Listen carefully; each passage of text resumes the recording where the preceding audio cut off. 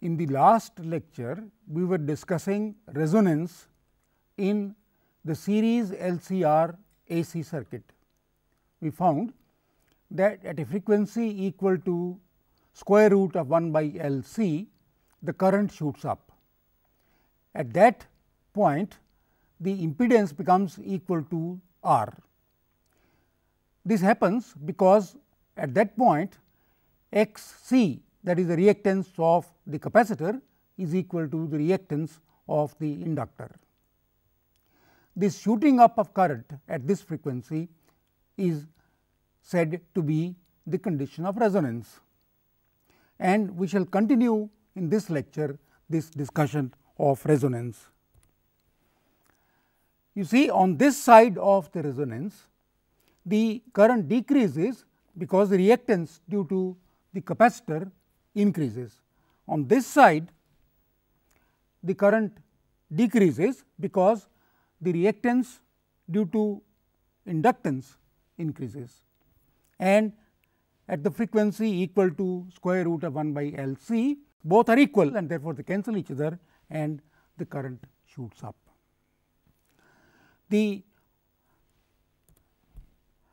Notice that the resonance becomes sharper and peak current increases sharply as the resistance decreases.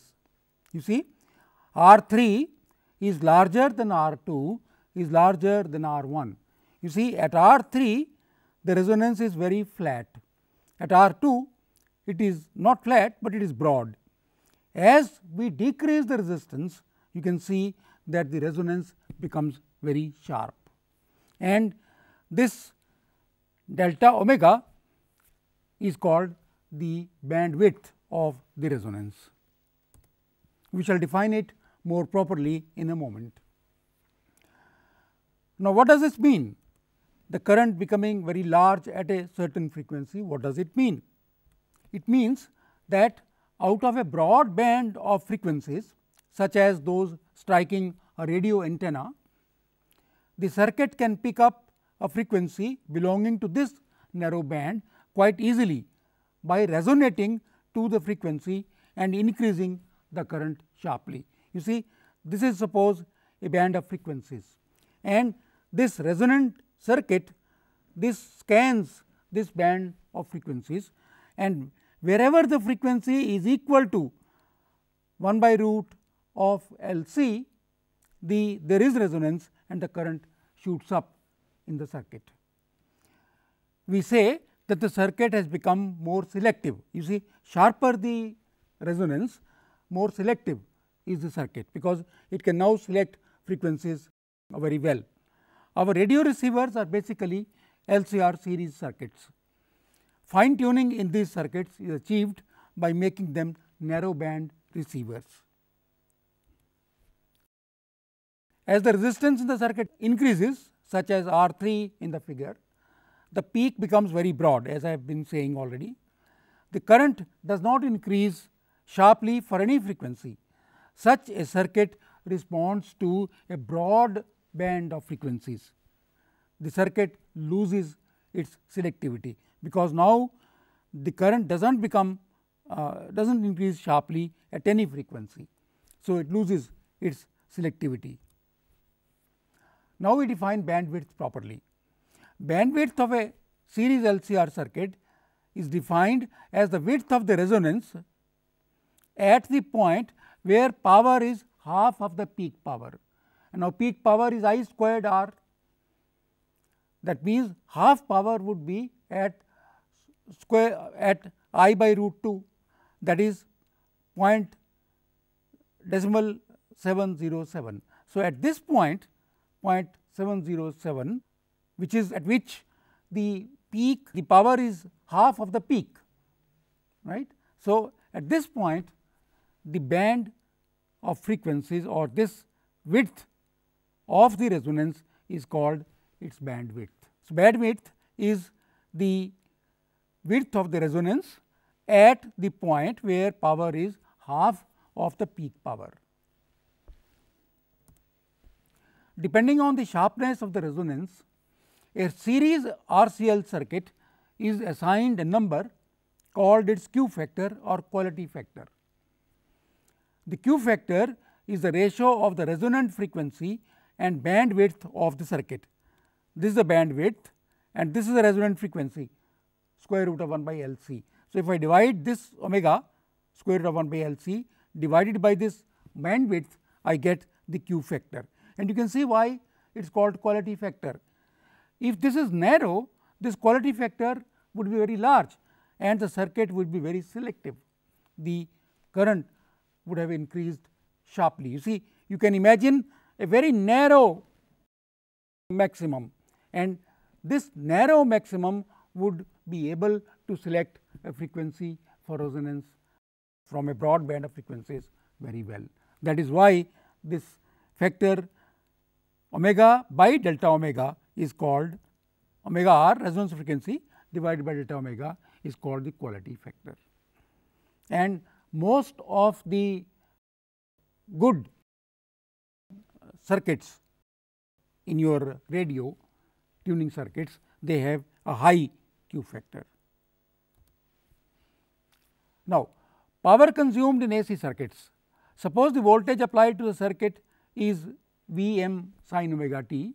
Remember that we have been dealing with sinusoidal voltages and currents. So, let us say the voltage is V m sin omega t. If the circuit includes an inductor or a capacitor, the current in the circuit will differ in phase from the voltage. This we have been discussing in the last lecture. We discussed in fact at great length that there is a phase difference. Remember that the voltage across the inductor leads the current by pi by 2 and the voltage across the capacitor lags behind the current by pi by 2. So, there is a phase difference. So, therefore, if there is a phase difference, we can write current as I m sin omega t plus theta. Theta takes care of the phase difference between V and I. And now, the power is V I. I substitute these values V m I m sin omega t plus theta, V m I m sin omega t. I mean, use your trigonometry and you will get this result. Okay. Now, the power averaged over one complete cycle. So, I average the power over one complete cycle, that is I take 1 by t integral from 0 to t of p dt. And now, you see that these terms cos omega t, this sin omega t, their integral from 0 to t divided by t will vanish. We have seen that for a sinusoidal function, the average of any sine or cosine function is 0. So, this would vanish and what is left behind is simply cos theta. So, therefore, P average we can write now as V m I m by root 2 again by root 2 into cos theta, that is V r m s into I r m s cosine theta. So, let me repeat that P average is 1 by t 0 t p dt. While performing the integration, it must be remembered that integral of sin omega t, cosine 2 omega t, sin 2 omega t, they all vanish. That leaves only 0 to t cos theta dt. Okay. Again 1 by t of course is there. In the integral, it is 0 to t cos theta dt. Cos theta is constant, so I can take it out, and dt is simply t, t gets cancelled with this, and therefore, we get this result V m by root 2 I m by root 2 cosine theta. This root 2 comes from here, you see there is a 2 there.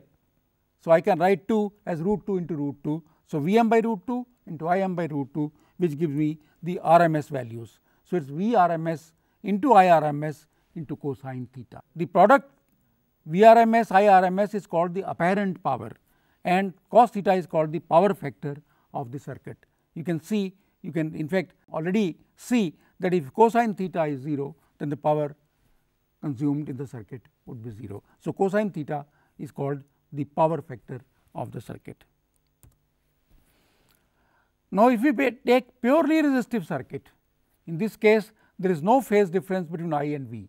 We have seen that already, that if we have a resistance only, then there is no phase difference. And therefore, from the above formula, there is no phase difference. So, theta is 0. So, cos theta is 1. Therefore, the power which is consumed in the circuit is simply Vrms into Irms as in DC, except that V and I now RMS values. In a purely inductive circuit, theta is pi by 2 and therefore, cos theta is 0 and therefore, power consumed is 0. In a purely capacitive circuit, again cos theta is 0 because theta is pi by 2 or minus pi by 2, therefore, P average is once again 0. So, in a purely inductive or purely capacitive circuit, the power consumed is 0. However, you must remember that there can be no circuit in which resistance is actually 0. There is always resistance present in the circuit, may be small. So, you remember these impedance triangles. So, let us draw again for your practice the impedance triangles for these circuits. For series RL circuit, you have XL here or here, you know XL is and this Z is the impedance. So, impedance would be R squared plus XL squared and cos theta is R by Z. In a series RC circuit again, we have R and we have XC. Once again, Z is R squared plus XC squared under root and cosine theta is R by Z. And a series RCL circuit again, cos theta is R by Z and the impedance is R squared plus XL minus XC squared and the whole thing under root. We have already done this. So, you can recall. A good example of a series RL circuit is the choke coil used to control AC current through tube lights. At your home, you have tube lights and you must have also seen that a choke is there in the circuit. This choke is nothing but an inductor. It is a very thick copper wire wound on a core and it is a very thick copper wire, very small resistance, but very high inductance. So, therefore, its reactance reduces the current through the circuit because of high reactance. However, there is no loss of energy because resistance is almost 0. So, the coil forms an RL series circuit. So, while its high reactance limits the flow of AC current, the power consumed by it is very small. So, there is very little loss of energy. Power consumed in a series LCR circuit at resonance. At resonance, XL is equal to XC. So, that the impedance is simply equal to R. And what about theta? Theta is 0 and the average power therefore is, which is P average Vrms into Irms into cosine theta. Since theta is 0, therefore, P average is Vrms square by R or I squared R, except that the values of I and V are the root mean square values. Why is theta 0 in the at resonance? Because XL is equal to XC and there is simply resistance and there is no phase difference between the current and the voltage across a resistor. So, therefore, theta is 0 and when the circuit is purely inductive, purely capacitive or such that there is no power consumption, this current in such a circuit is said to be idle or wattless, because there is no power consumed, therefore, it is wattless. However, as said above, the resistance of a circuit can never be 0. Please bear this in mind always. Although we may have purely capacitive or purely inductive circuits, but the resistance is always there, maybe it is very small. To fix these ideas, let us try a few examples. Example 1. A series LCR circuit is supplied an AC voltage from a source of frequency f. The current leads the voltage by 45 degrees. Find the value of C. I mean, such questions are asked usually in competitive examinations. So, we must remember that if the current leads the voltage, then XC must be greater than XL. Then tan theta is equal to XC minus XL by R, and if this tan theta is theta is 45, therefore, tan theta is 1. So, x c minus x L by r is equal to 1, and substitute the value of x c, x c is 1 by c omega and x L is L omega. So, if you substitute these values, remember that omega is equal to 2 pi f, you will get c, just algebra, nothing else.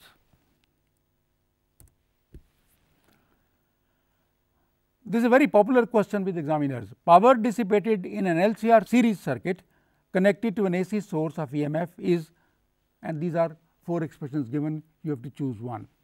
Here you do not need much knowledge of AC circuits, you can do with dimensions. You can see this is square root of r, so dimension is r. So, r cancels, and therefore, it leaves only epsilon square, that is V square, which is not the correct expression for the power dissipated. The correct expression for the power is either epsilon squared by r or I squared into r. So, in this case epsilon squared by r, and you see in the 2 you have r here and r square here. So, the dimensions of the denominator is r, therefore, r squared, therefore, r by r squared is r, and the dimension is epsilon squared by r, which matches with the dimensions of the power, and therefore, 2 is the correct answer. You can argue again with 3 and 4 and you can come to this conclusion. So, all that you need is the knowledge of dimensions.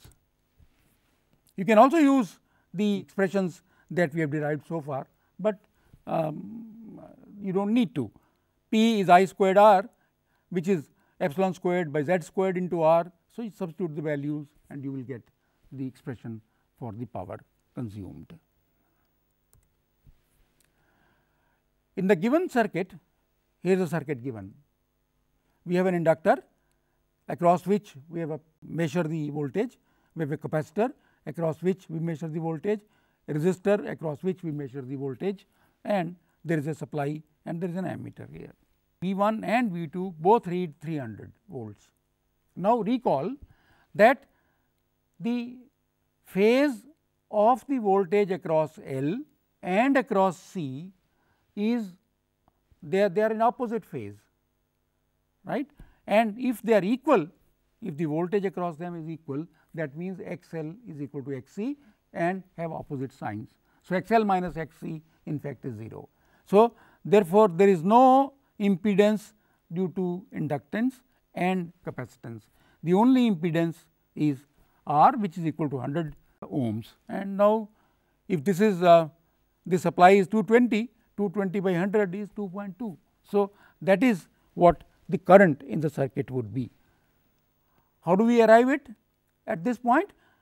We remember that the inductor leads the current by pi by 2, capacitor lags the current by pi by 2. So, that they are in opposite phase, and if the voltage across them is equal, then the impedance due to these two is 0, that is x L is equal to x C, and that leaves the impedance only due to this R, and 220 by 100 is 2.2, and the current in a 50 hertz AC circuit is 5 amperes.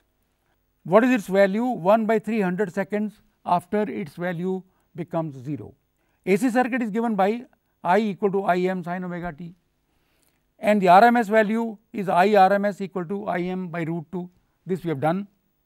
From the data given, I m is 5 root 2,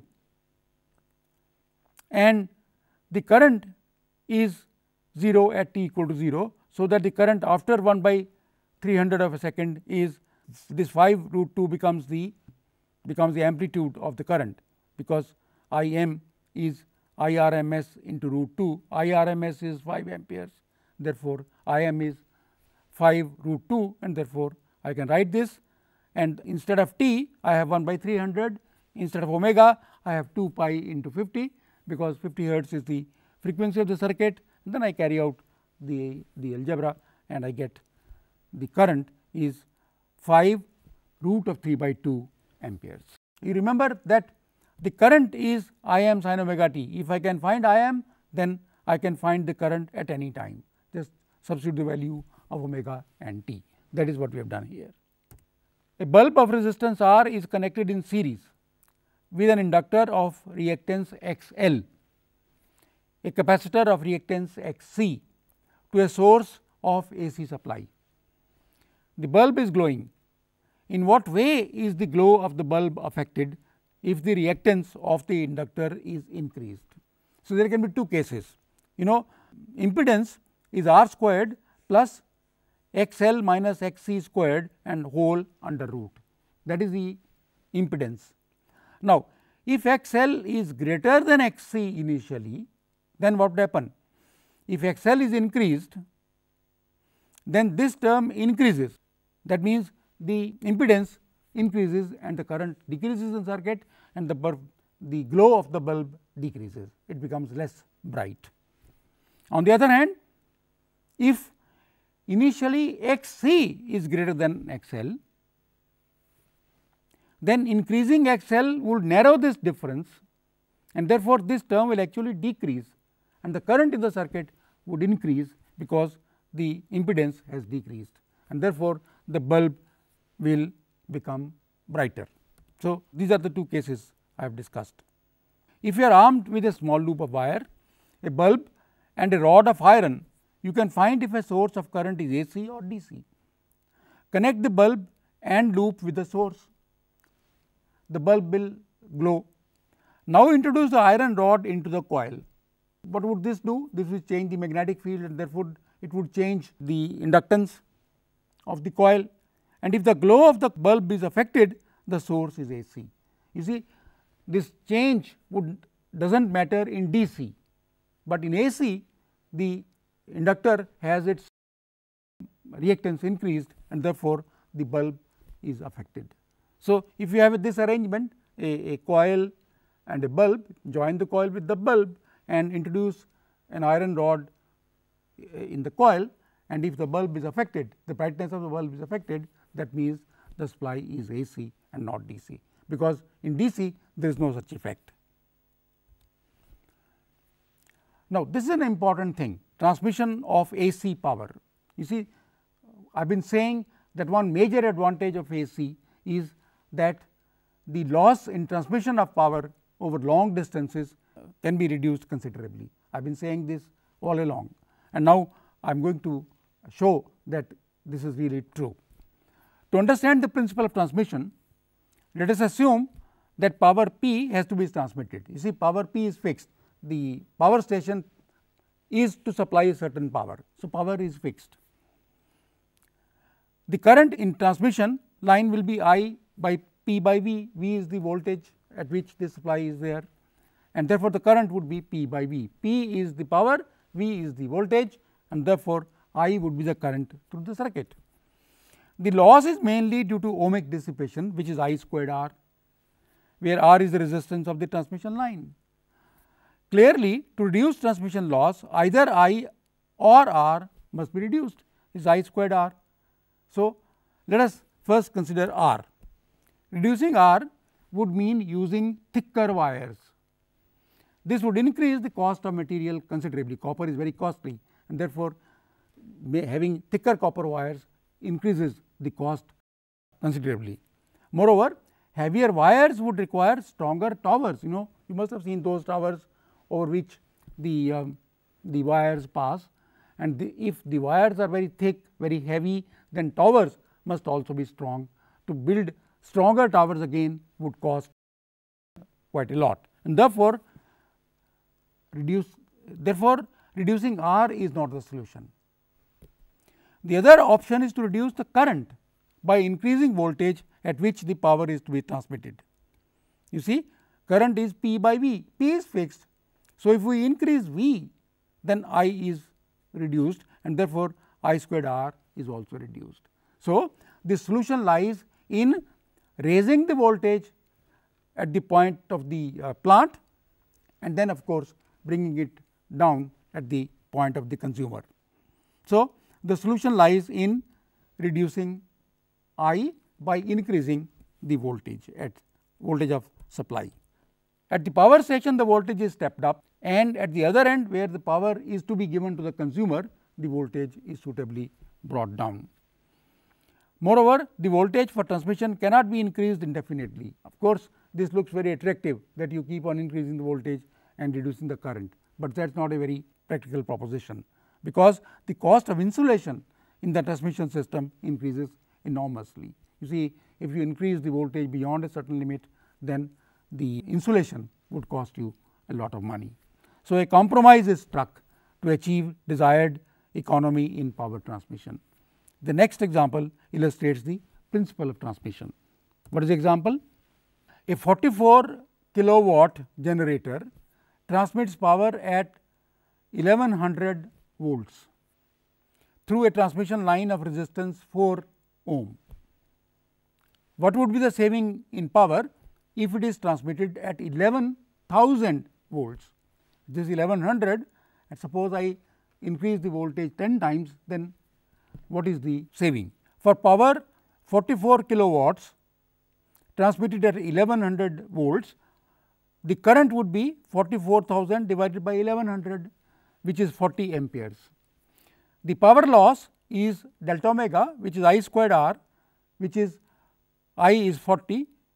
So, 40 into 40 into R, this gives you 6.4 kilowatt, which is about 14.5% of the power to be transmitted. Now, if I transmit the power at 11,000 volt, the current would be I equal to 44,000 by 11,000, which is 4 amperes. The power loss is now I squared R, which is 4 into 4 into 4, which is 64. So, you see from 6.4 kilowatts, it has come down only to 64 watts. See, then there is enormous saving. You can say this is almost negligible, 0.15% of the power to be delivered. So, that is the strategy. You increase the voltage at the power station, transmit, and then bring down the voltage where the power is to be given to the consumers.